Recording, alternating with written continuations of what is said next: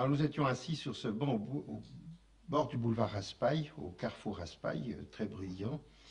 Je comprenais qu'à moitié ce qu'il disait. Il parlait dans sa, j'allais dire dans sa barbe, il n'en avait pas, mais enfin, je ne comprenais pas tout. Et il m'a demandé où j'étais. Je lui ai dit que je ne savais pas où j'étais, que je cherchais quelque chose. Et j'ai compris qu'il me disait, vous cherchez un studio. J'ai dit, oui, c'est exactement ce qu'il me faut. Or, il m'avait dit, en réalité, j'ai un studio. Ça à tout hasard, pour être aimable, pour être gentil. Il était tellement frappé par la simplicité avec laquelle j'acceptais une chose qu'il ne m'offrait même pas, enfin qu'il signalait en passant, qu'il s'est levé avec un large sourire et il m'a dit, allons le voir tout de suite. C'est à ce moment-là que j'ai compris qu'il avait dit, en réalité, j'ai un studio, comme ça, à tout hasard. Alors nous avons été voir ce studio où je me suis installé avec ma femme le lendemain même, le lendemain matin, et il m'a dit, en arrivant, c'était un studio qui donnait sur le sien par une double porte capitonnée et qu'il avait fait pour son ami Marc Allégret, le cinéaste qui vient de mourir. Il y avait là un trapèze. Et je le vois encore, c'était le matin, je suis arrivé avec ma femme, les valises, tout ça, et il est venu nous accueillir dans sa robe de chambre grise, et il était là suspendu à son trapèze, se balançant. Et il me dit, oui, mon cher Rougemont, quand on va savoir que vous habitez chez Gide, qu'est-ce qu'on va dire? Il parlait comme ça, en mangeant ses mots, qu'est-ce qu'on va dire? Il me jetait un regard diabolique. Bon, moi, je me suis bien gardé de répondre. Et il a répondu lui-même au bout d'un moment. Il a dit, on va dire que c'est un complot de protestants.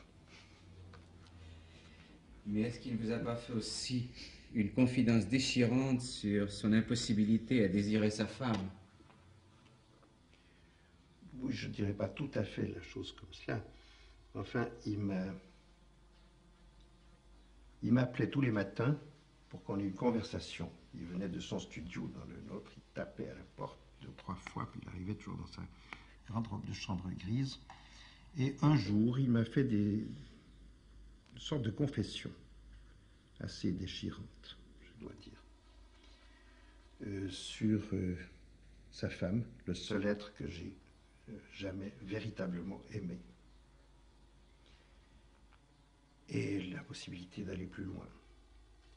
Enfin, en me faisant une confession dont j'ai dit quelques mots dans un de mes livres, comme toi-même, mais je ne peux pas tout dire, naturellement, c'était vraiment très tragique, très triste.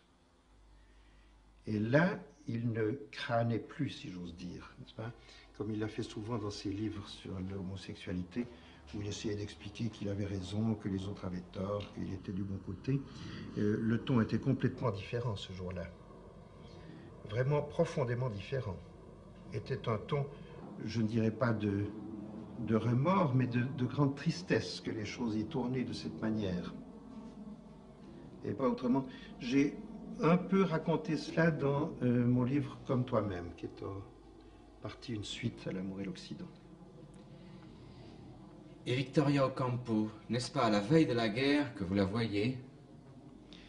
Oui, je l'ai beaucoup vue ce printemps de 39 où j'étais justement chez Gide. Il est venu nous voir à plusieurs reprises.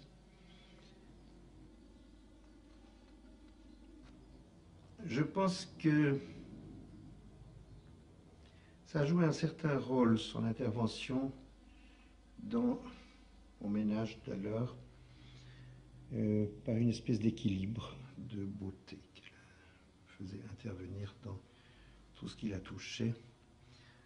Ça commençait à se gâter très fort entre ma première femme et moi à ce moment-là. Et elle a joué un rôle d'apaisement et un rôle irénique, dirais-je, très important dans ma vie, pour lequel je lui garde une très profonde amitié.